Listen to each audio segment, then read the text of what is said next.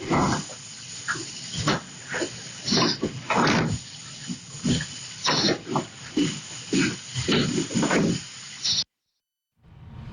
that was the last time Mia Campos was seen alive. The family of the 16-year-old pregnant murder victim is outraged this morning after a judge set what seems to be a very low bond for the man accused of killing her. That man is Jesus Monroy. He's the defendant charged with the felony murder of Mia Campos. She was found dead in her home in Gwinnett County, Georgia last month. The defense asked for a $75,000 bond, but the judge went even lower than that. Hereby grant bond in the amount of $50,000. Special conditions of bond include that he have a GPS ankle monitor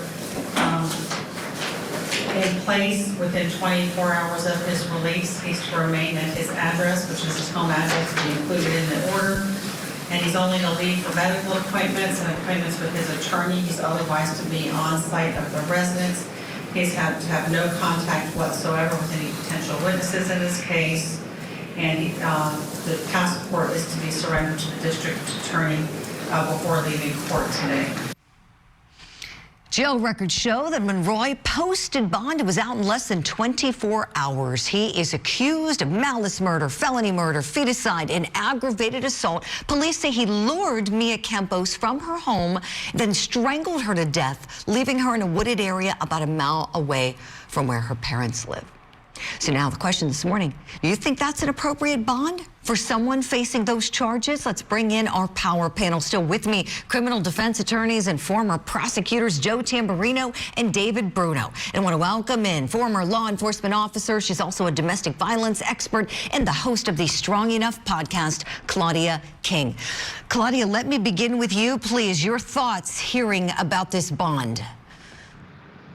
I was definitely surprised at the level of the bond. I was shocked that the judge went even lower than what the defense had requested.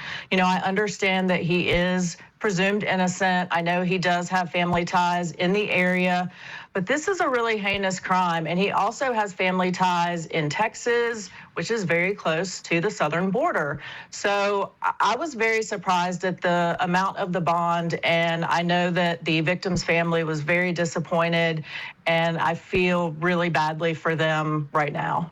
I'm with you, Claudia. I'm sure the family appreciates those sentiments. They are devastated. And Mia was so excited to have the baby. And we know that Jesus never wanted the baby, was trying to convince her to abort the baby. And then only with facing some, it seems, from what we've learned in the research that our Barbara McDonald has done, we've learned that, you know, from her the victim's dad kind of, you know, saying to him, you know, you need to be involved here because, by the way, P.S., you having sex with her being an adult and her being a minor technically could be statutory rape. So in hearing that, you know, we understood that he started kind of pretending to care and pretending to be involved in Mia's life and interested in the baby. I'm disgusted. Obviously, it's obvious how I feel about this. Joe Tamburino, let me get to you here, please. Your thoughts. It's an extremely low bail. There's no way that should have happened.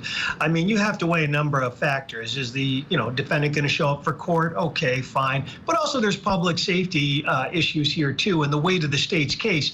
I mean, you know, they had that probable cause hearing. There seems to be substantial evidence against this individual, and you're basically doing a bail of some type of robbery. He's facing life in prison on the malice murder charge.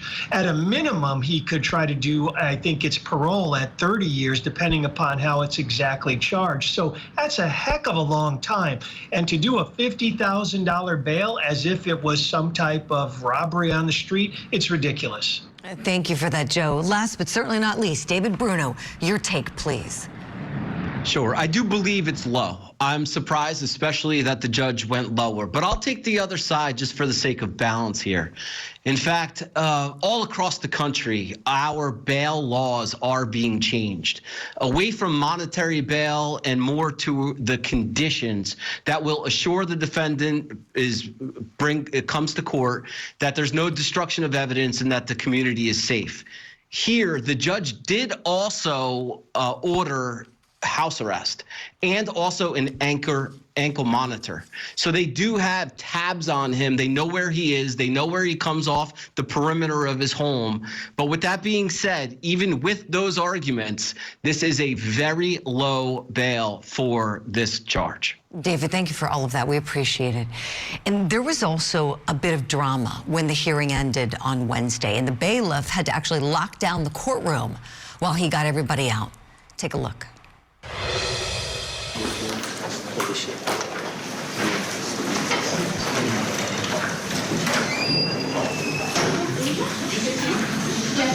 Nobody move, nobody move.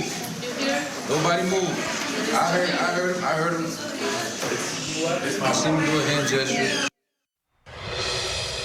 So some of our Court TV team members who were inside the courtroom and witnessed this told us that Mia's dad made this gesture toward the defendant's family. So now the question is, now that Monroy is out of jail, how will authorities keep the peace between these families? As we were told, you could cut the tension with a knife. When he made that gesture, our team saw numerous members of his family standing up, and if looks could kill, let us just tell you, it was a very bad, heated moment. Let's bring back in our power panel. These families have many, many more hearings to go. How might authorities keep the peace? Claudia, back to you, please.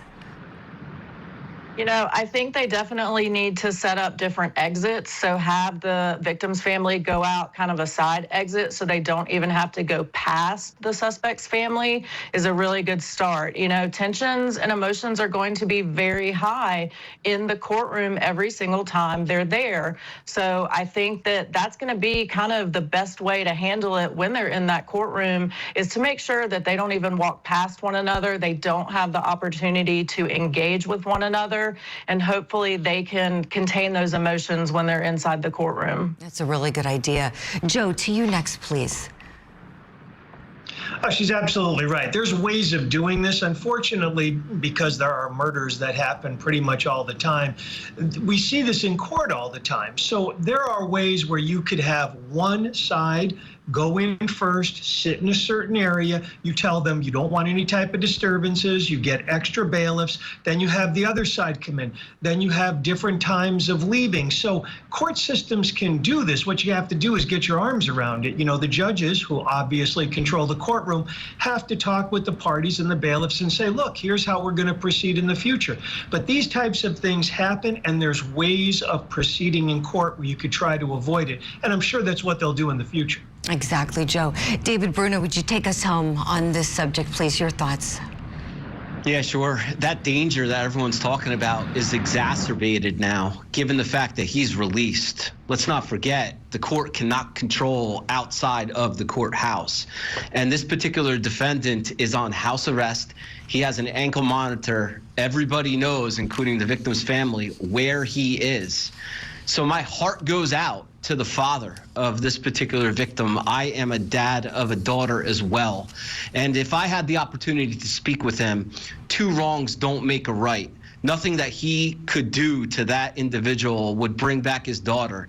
And he would have to let the criminal justice system take hold of this situation. And unfortunately, they're probably very disappointed by the recent decision by the court. But with that being said, two wrongs don't make a right, and that would not be in his or his family's best interest to take action. Perfect point to end on. David Bruno, Joe Tamburino, Claudia King, excellent conversation. We'll leave it there for now.